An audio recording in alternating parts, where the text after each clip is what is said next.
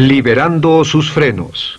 Hace muchos años, cuando comencé a estudiar las emociones negativas, el punto más crítico que descubrí fue que no se puede hacer ningún progreso hacia la salud, la felicidad, el amor y el cumplimiento del potencial mientras se insista en mantener intactas las emociones negativas. Y lo único bueno de las emociones negativas, si es que tienen algo de bueno, es que las emociones negativas no son permanentes. Lo dice hasta Sigmund Freud, no hay un lugar permanente para las emociones negativas en el subconsciente. En otras palabras, son visitantes indeseados. Son hábitos negativos o patrones de respuesta negativos que pueden eliminarse, y el punto inicial para eliminarlos es entender de dónde vinieron y entender cuáles fueron los factores causales, volviendo a la niñez temprana, que desencadenó el desarrollo de las emociones negativas y nos han dado como adultos una predisposición a ser negativos de una u otra forma. Esto nos lleva al condicionamiento de la niñez temprana. Recuerden que ya dijimos que el punto inicial de los patrones de hábitos negativos compulsivos e inhibitorios era la crítica destructiva. La crítica destructiva es el gran destructor. La crítica destructiva destruye a las personas en su interior y las deja caminando en círculos por fuera. Muchas personalidades han sido minadas y destruidas, mucha autoestima ha sido puesta de lado como resultado de la crítica destructiva más que cualquier otra cosa que podamos imaginar. La crítica destructiva es el gran asesino. Ahora, ¿por qué es eso tan malo? Sabemos que los niños en sus primeros años y al ir creciendo tienen una necesidad tremenda de amor y aprobación de sus padres. De hecho, muchos psiquiatras y psicólogos han dicho que la razón número uno de la enfermedad mental en los adultos es el retiro de amor o el amor no expresado. Sabemos que cualquier persona con prestigio, una persona que es importante para un niño, tiene un impacto enorme en ese niño, y los niños hasta la edad de 6 años tienen muy poca habilidad para discriminar entre una crítica válida y una crítica inválida. Lo que esto significa es que todo lo que diga un padre o un pariente mayor o una persona mayor, cualquier cosa que diga una persona de prestigio o una persona importante para un niño es aceptada como cierta. Es aceptada como una representación válida de la realidad. Si una madre dice eres un niño malo, o si un papá dice eres flojo, si alguien dice no eres dependiente, o si alguien dice que somos estúpidos o tontos o feos, el niño no tiene capacidad alguna para discriminar entre lo válido y lo no válido. Ese niño acepta eso como una verdadera representación de la realidad. Va más allá de la mente consciente, va directamente al subconsciente y ahí se queda. Muchos de nosotros como adultos aún estamos viviendo en base a la información negativa que recibimos cuando éramos niños. Y después como adultos, ¿qué decimos? Pues decimos así es como soy, o siempre he sido así, o algunas personas dirán, pues es de familia, tu padre era así, los hijos son así, tu madre era así, etc. ¿De dónde viene? Nada de estas cosas es de familia. Por ejemplo, cuando estaba creciendo, mis padres habían sufrido la depresión y la depresión les produjo un impacto enorme. Y cuando hablábamos de comprar algo, lo recuerdo muy bien, mis padres se ponían muy tensos y decían, no podemos pagarlo, no podemos pagarlo, no podemos pagarlo, no podemos pagarlo. Tenían una mentalidad de carencia, esta mentalidad de no podemos pagarlo toda su vida. Y luego yo crecí y aunque nunca he experimentado la depresión, y la mayoría de ustedes, 10, 20, 30, 40 años después, aún estamos diciendo, no puedo pagarlo, no puedo pagarlo, no puedo pagarlo. Aún tomamos como base esas frases críticas, esas frases emocionales que usaban nuestros padres. Tal vez sus padres les decían como mi padre me decía a mí una y otra vez, nunca acabas lo que empiezas, nunca acabas lo que empiezas. Nunca acabas lo que empiezas. Eres un flojo, nunca acabas lo que empiezas. Y cuando fui adulto tuve muchos problemas para acabar lo que empezaba. Al acercarme al final de la tarea, comenzaba a sentirme ansioso y buscaba cualquier excusa por posponerla o retrasarla. El segundo factor que nos predispone a emociones negativas es la falta de amor.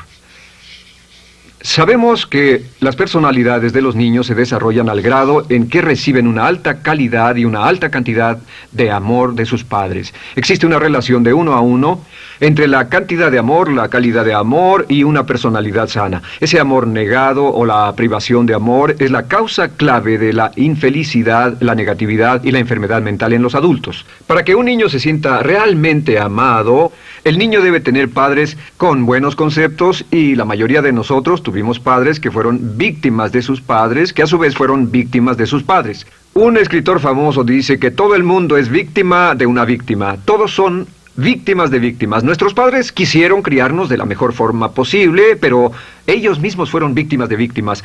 Y para que un niño se sienta realmente amado, deben existir 3 condiciones. La condición número 1 es: los padres deben amarse a sí mismos. Los padres deben amarse a sí mismos. Recuerden, nunca le podrán dar más amor a otros que el que sienten por sí mismos. Si no se aman a sí mismos, no pueden amar a sus hijos. Si tienen un poco de amor por sí mismos, deben difundirlo en sus hijos. Si tienen poco amor por sí mismos y es absorbido por sus esposos, entonces, a veces, aunque deseen amar a sus hijos, no tienen amor que darles. Sus padres querían amarlos y en muchos casos no tenían amor para darles. Y eso es porque nunca lo recibieron cuando crecieron. El segundo requisito es: los padres deben amarse mutuamente.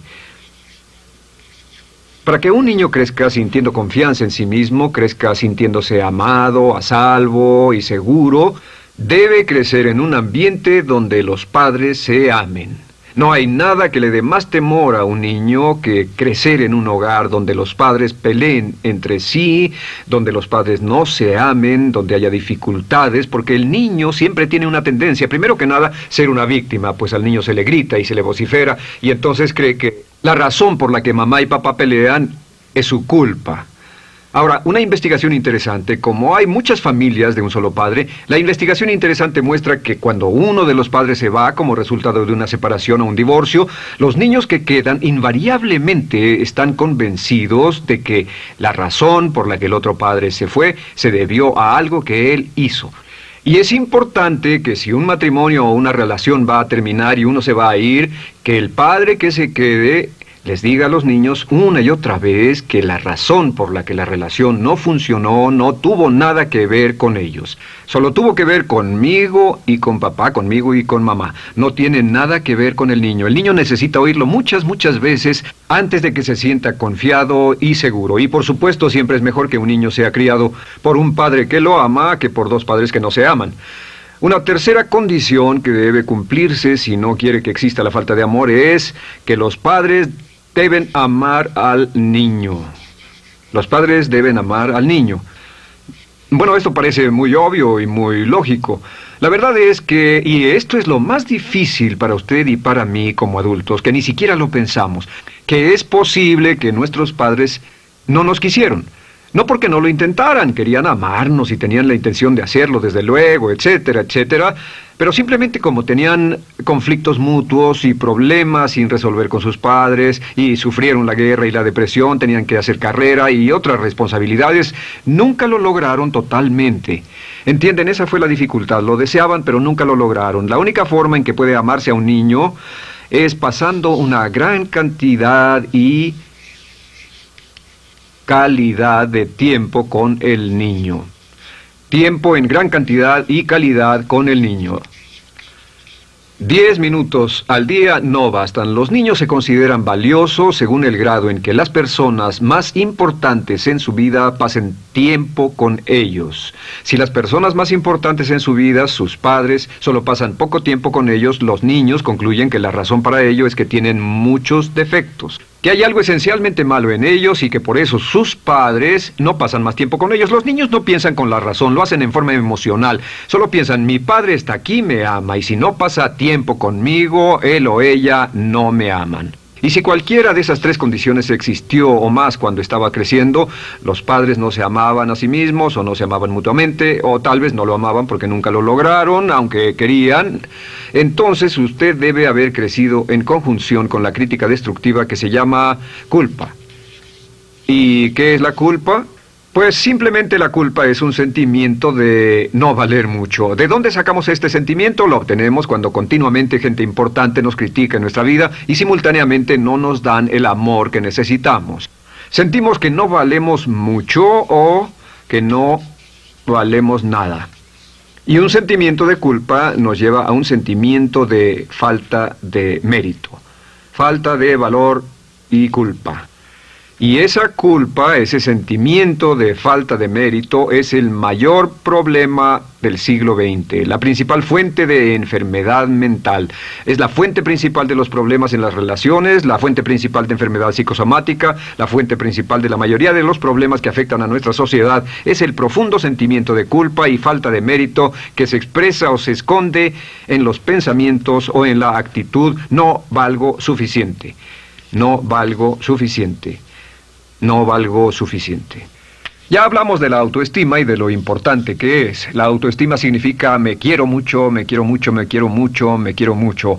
Las personas que han sido criadas con críticas destructivas durante su vida no solo no se agradan a sí mismas, no sienten que sean lo bastante buenas para nadie, y en muchos casos están llenos de odio por sí mismos. Se odian a sí mismos, se autocondenan o se detestan. Y verán que esto sale en sus conversaciones y sale en sus relaciones con otras personas. Las personas que no se quieren a sí mismas, aunque quieran tener buenas relaciones, simplemente no son capaces de ello. Las personas que piensan que no son buenas para nada siempre lo hacen aflorar, siempre será un problema. Ahora, ¿cuál es la razón principal de la culpa? ¿De dónde viene la culpa? La culpa viene de 3 fuentes negativas: padres negativos, influencias negativas o religión negativa. Una de las 3. Cualquiera de estas 3 usa la culpa. De la culpa se valen y aprovechan, en especial los padres y las organizaciones religiosas, por 2 razones. Una es el castigo. La culpa se usa para castigarnos. Cuando estamos creciendo, el castigar es la forma más fácil de hacer que uno se sienta mal. Nuestros padres nos hacen sentir mal castigándonos físicamente o sermoneándonos o regañándonos. Y el castigo es una forma muy eficaz de irnos conformando o de conseguir que hagamos lo que los demás quieren. La segunda razón por la que se usa la culpa cuando se practica en forma consciente, y algunas organizaciones la practican así, es para tener más control emocional en especial, porque se puede controlar a una persona emocionalmente con culpa y manipular su comportamiento. Hay muchas organizaciones que usan la culpa como una herramienta de control y manipulación. Si puede controlar a las personas con suficiente fuerza y en forma emocional, puede conseguir su dinero, puede conseguir su tiempo, puede conseguir su compromiso, demandar sus recursos, etc. Muchas organizaciones usan la culpa para aplicar un castigo. Muchas organizaciones de caridad que se anuncian por televisión, en especial las de causas benéficas que involucran a niños o a personas incapacitadas, usan un sentimiento de culpa. A usted le va tan bien que debe sentirse culpable por estas personas que sufren. O envíenos algo de dinero y eso se encargará de su culpa por un momento hasta que lo incluyamos en nuestra lista de correo, etc. Y la culpa es un estándar. ¿Por qué se usa tan comúnmente? Pues primero que nada porque casi todos nosotros la tenemos en mayor o menor grado. Y número 2, es fácil. La culpa es fácil. ¿Por qué nuestros padres la usan con nosotros? ¿Por qué nuestras madres la usan con nosotros? Nuestras madres pueden controlarnos con la culpa en un cuarto repleto. Nuestra madre puede controlarnos a miles de kilómetros por teléfono. Los padres usan la culpa en sus hijos porque sus padres usaban la culpa en ellos y así sucesivamente. Es lo más fácil. No existe un esfuerzo físico. Puede hacerse con una mirada o de reojo o una palabra. Ya sabe que las personas siempre buscan lo más fácil. Esté alerta. Ustedes han sido criados en un ambiente donde se les ha hecho sentir culpa y casi todos lo vivimos. Debemos entender que la culpa es como una letrina o bacterias emocionales negativas que se colocan en la raíz de su psique o su subconsciente y activan todas las demás emociones negativas: furia, odio, envidia, resentimiento, frustración y duda, temor, etcétera. Las crea y las activa a todas. Y la forma para, en realidad, deshacerse del centro es exorcizarlo, extirparlo. Y es lo que vamos a hacer el resto de esta sesión. Primero, ¿cómo podemos saber si nos criaron con sentimientos de culpa? Bien, a esto le llamamos la manifestación adulta de la culpa. Manifestación adulta de la culpa. Puede saber, probándose a sí mismo, ¿cuánto de esto tiene? Número 1, la manifestación adulta de la culpa es que tiene sentimientos de inferioridad, sentimientos de inadaptabilidad y de no merecer las cosas. No siente que merezca que le pasen cosas buenas. Si una persona ha sido criada con crítica destructiva y se le hace sentir culpa, entonces cuando logra éxito, aún con un tremendo esfuerzo, tiene una tendencia terrible de sentir que no se lo merece. A esto se le llama, por cierto, temor al éxito. El temor al éxito es solo otra forma de decir que la persona que ha estado condicionada a pensar de sí misma como poco valiosa o no lo bastante buena, se siente muy incómoda cuando experimenta el éxito. Se siente muy tensa y a disgusto. Realmente si sienten demasiada tensión, comienzan a aspirar cocaína, a beber demasiado alcohol, se enredarán en comportamientos autodestructivos, tendrán una sensación tremenda de ansiedad, como si alguien fuera a descubrir algo de ellos. Hay un libro en la librería que dice, si me está yendo tan bien, ¿por qué me siento como un impostor? Tienen el llamado síndrome del impostor. ¿Alguna vez ha tenido éxito en algo y la gente ha ido a usted a decirle, vaya, hiciste un excelente trabajo, o eso es maravilloso, aunque haya sido muy duro para usted, y sintió que los demás iban a descubrir, siente como que, es decir, que iban a descubrir que realmente no es bueno, que solo fue un fraude, solo un accidente, y por supuesto es lo que dice, fue coincidencia, fue un accidente, la verdad, no sé ni cómo lo hice. Hacen todo lo posible por huir de ese sentimiento de inferioridad y de no merecer las cosas. Estén muy alertas. La segunda manifestación adulta de la culpa es la autocrítica destructiva. Hay una línea de un gran poeta que dice, aquellos a quienes se les hace mal, hacen mal a su vez. Los niños a muy temprana edad, a veces a la edad de 2 o 3 años, comienzan a menospreciarse, se desgarran, hasta se golpean y se castigan físicamente si se les critica demasiado. Siempre dicen el equivalente de no valgo suficiente o no soy muy bueno, y se castigan a sí mismos. Y la crítica destructiva es un síntoma real de un sentimiento escondido de culpa e insuficiencia. El número 3 es que fácilmente manipuladas por la culpa, las personas pueden jalar sus cordones de culpa en forma muy simple. Realmente vemos que existen dos tipos de personas en el mundo, los lanzadores de culpa y los receptores de culpa. Invariablemente, estas personas se atraen mutuamente. Y por supuesto el lanzador de culpa es la persona que se identifica con el padre que lanzó la culpa y el receptor es la persona que se identifica con el que atrapó la culpa. Pero los lanzadores y los receptores de culpa se unen, se equilibran perfectamente, se establecen y forman una nueva generación de lanzadores y receptores de culpa. Podemos decir que usted es fácilmente manipulado por la culpa, porque ha estado muy bien condicionado. Su jefe puede tirar de su cordón de culpa, una persona en un autobús puede tirar de su cordón de culpa, una sobrecargo puede tirar de su cordón de culpa. Esté muy alerta a esto. La cuarta manifestación de culpa es que usted la usa. Usa la culpa y culpa a otro generosamente. ¿Por qué? Pues si ha funcionado en usted, la hará funcionar en ellos. Le parecerá que es un intercambio, un trato muy justo. Usa la culpa y la culpabilidad y se convierte en la base de sus relaciones con los demás. Cuando algo sale mal, les echa la culpa a ellos. Algo sale mal, culpa a alguien más. En cuanto hay un problema, busca a quién culpar. Un experimento muy interesante con la cámara escondida hace algunos años, fue que hicieron una plancha de hielo y la pusieron en la acera sin que nadie los viera. No hacía mucho frío, pero lo hicieron y observaron cómo reaccionaban las personas cuando pasaban por ahí, cuando caminaban por ahí, llegaban a esa plancha de hielo, se desequilibraban y se resbalaban, y lo primero que hacían era observar a la persona más cercana a ellos, enojados, verdaderamente furiosos, en otras palabras, buscaban a quién culpar. Y si no había nadie cerca de donde habían caído, se levantaban otra vez, miraban a su alrededor, no había nadie y entonces pateaban el piso, pateaban con fuerza y se iban. Nuestra tendencia natural cuando algo sale mal es buscar a alguien o algo a quien culpar, en especial si nos criaron con una culpa continua. Y la quinta manifestación es lo que llamamos lenguaje víctima.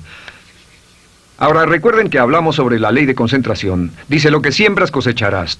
También dice, si usas lenguaje de víctima, mantienes viva la culpa, la refuerzas, la edificas, la cultivas, la utilizas. El lenguaje víctima es lenguaje como no puedo, no puedo, no puedo. Cuando dice no puedo, no puedo, no puedo, envía un mensaje a su mente subconsciente y la mente subconsciente comprende que está inhabilitado, que no tiene control, que es una víctima. Y cuando desea poder hacer algo, su mente subconsciente retroalimenta su mensaje y dice no puedes, no puedes.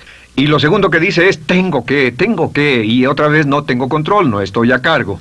Pero existe otra expresión del lenguaje víctima que debemos evitar, y es esta, trataré. Trataré, sea lo que sea, trataré. ¿Qué significan las palabras trataré? Pues déjenme decirles qué significan. Significan voy a fracasar y lo digo anticipadamente para que no me vengan con represalias. En otras palabras, dice trataré de llegar a tiempo, pero lo que está diciendo es tal vez llegue tarde y no pueden reclamarme porque dije que trataría. Cuando una persona dice trataré, está disculpando su fracaso por anticipado. Si fuera al doctor y el doctor lo examinara, lo auscultara y le dijera, pues está en pésimas condiciones, tendremos que intervenir, debemos llevarlo al hospital ahora mismo, me sorprende que haya llegado aquí. Usted dirá, bueno doctor, espero que haga un buen trabajo. Y él dice, trataré. Si él dice eso, usted seguramente buscará otro médico. O si va a un abogado. Lo culpan de algo y va a un abogado y le presenta su caso y dice, oiga, va a defenderme, y él dice, trataré. ¿Qué está diciendo? Está diciendo, escuche, he estudiado el caso y por lo que veo no hay mucha esperanza, pero lo tomaré de todos modos. Trataré son los que tratan de conseguir que les pague por anticipado. Otro juego de palabras que no debe usar. Por cierto, con respecto a trataré, lo que debe decir es lo haré o no lo haré. No trataré. Si alguna vez en nuestro negocio, tenemos un negocio muy activo, si llamamos a alguien y le pedimos alguna cosa o algún trabajo y dice trataré de conseguirlo para el viernes o trataré de terminarlo a tiempo, al instante sabemos que lo que quiere decir es que quiere sentirse libre, no comprometerse. Así que nunca dejamos que nadie se vaya con un trataré, debe ser hecho o no, y queremos obtener una seguridad. Si hace falta, nosotros lo hacemos. Cuando dicen trataré, lo que están haciendo es que se están lavando las manos. Esté alerta, la otra palabra es desearía. Dicen que un deseo es una esperanza o una meta sin energía detrás. Desearía. ¿Qué significa un deseo? Desearía significa que me gustaría tener algo, pero sé que nunca lo podré tener. Cuando dice desearía bajar de peso, ¿qué significa? Las palabras no dichas son, pero sé que no puedo.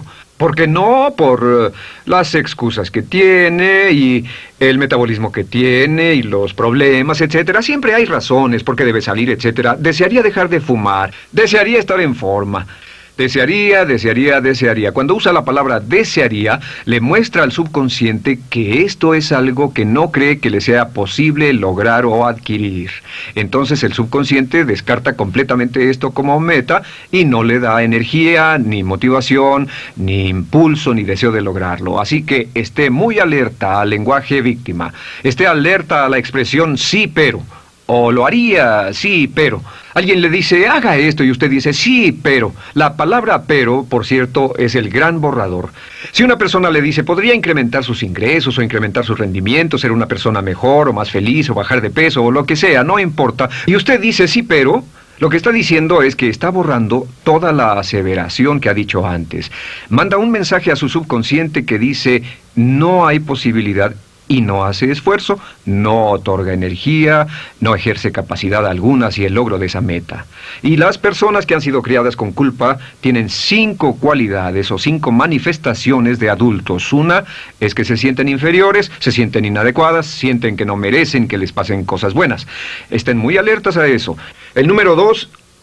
se autocompadecen continuamente, usan la autocrítica destructiva. El número 3, usan la culpa y la culpabilidad en ellos y en otros. El número 4, son manipuladas por la culpa. Y número 5, usan lenguaje víctima. Así que, ¿cómo nos deshacemos de la culpa? ¿No es sorprendente cómo se aclara esto? Este pizarrón, todo se borra. Tengo una varita mágica cuando me voy a sentar al escritorio. Entonces, ¿cómo nos deshacemos de la culpa? Para deshacerse de la culpa...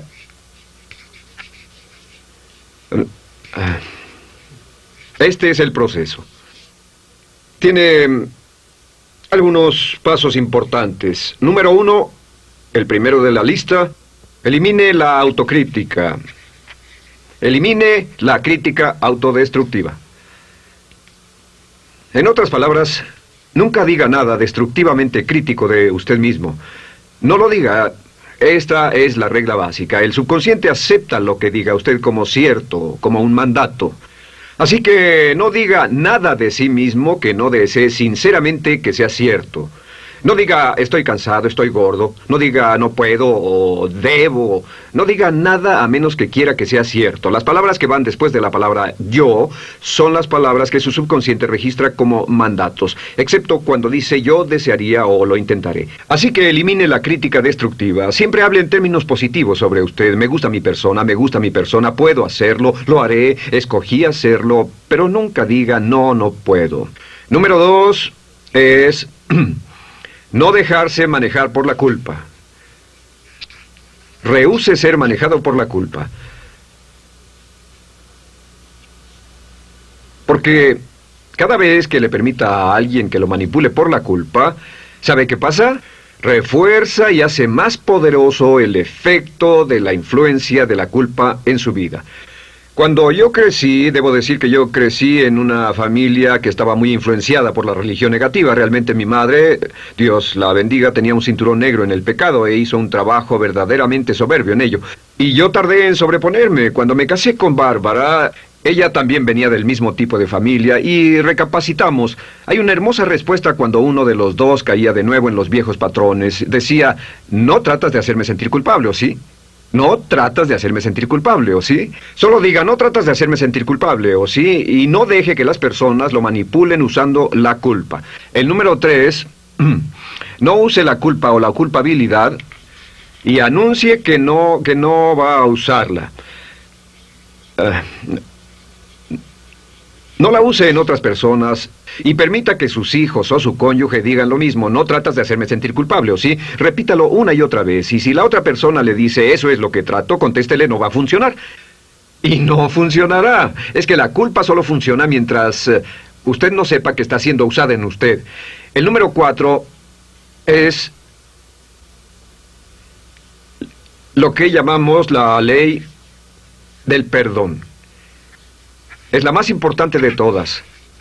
Realmente es el centro, es el meollo de toda esta sesión. La ley del perdón simplemente dice que usted está sano mentalmente hasta el grado en que pueda perdonar libremente y olvidar las ofensas. Que su habilidad para perdonar a los demás es la clave que determina su felicidad y su éxito en la vida. Su habilidad para perdonar a los demás es la única forma de eliminar la culpa. Su disponibilidad para perdonar a los demás y olvidar ofensas es el determinante más importante de si usted está o no totalmente integrado y es un adulto que funciona como ser humano. Porque la tendencia de culpar y de guardar rencores es una tendencia patológica infantil que la poseen todas las personas que están enfermas mentalmente. La habilidad para olvidar, para perdonar libremente, es la marca del ser humano realmente iluminado. Ahora, acepte eso como real. Hay 4 personas a las que debe perdonar. Número 1, perdone a sus padres. Perdone a sus padres por todo lo que le hayan hecho para herirlo. La mayoría de nuestras investigaciones muestran que casi todos nuestros problemas como adultos se remontan a no estar dispuestos o no poder perdonar a nuestros padres por algo que hicieron que nos hirió. Perdónelos un 100%, escríbales, llámeles por teléfono, dígales, o cuando menos perdónelos en su corazón, pero perdone a sus padres. Número 2, perdone a los otros. Perdone a todos los demás. Perdone a todos los que lo hayan herido de algún modo, por cualquier cosa, y déjelo así. Ahora, hay muchos que dicen no puedo perdonar a esa persona por lo terrible que me hizo. Pero recuerde esto, el perdón es perfectamente egoísta. El perdón no tiene nada que ver con la otra persona, solo tiene que ver con su paz mental y con su propia integridad mental. Número 3, perdónese a sí mismo. Perdónese por todas las cosas débiles, tontas, insensatas y estúpidas que haya hecho, porque todas las personas han hecho cosas tontas, insensatas, estúpidas y ridículas, pero perdónese en un 100%. Y finalmente, la última parte de esto, si ha hecho algo que hirió a alguna persona, vaya a disculparse. Es sorprendente el hecho de vidas que se arruinan año tras año por personas que no tienen la fortaleza intestinal, las agallas y el valor para decir lo lamento. Una de las cosas más importantes es desarrollar carácter hasta el grado en el cual hacemos las cosas que son muy difíciles para nosotros, hasta el grado en el cual hacemos las cosas que sabemos que están bien, aunque sean difíciles, en especial cuando son difíciles emocionalmente. Y la clave para deshacerse de la culpa, la clave para ser una persona total y completamente positiva, es perdonar a los demás. Perdone a las personas con quienes ha sostenido una relación. Perdone a sus jefes anteriores.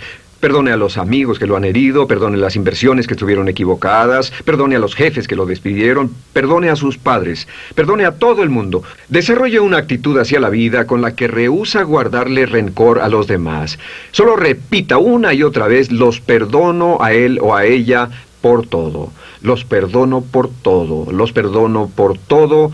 Y eso es todo. La clave para librarse de las emociones negativas es rehusarse totalmente a continuar con cualquier situación negativa. No olvide que es un acto muy egoísta y será tan egoísta como usted quiera. El acto del perdón lo libera y libera a la otra persona y le garantiza que se moverá rápidamente hacia el cumplimiento de su potencial.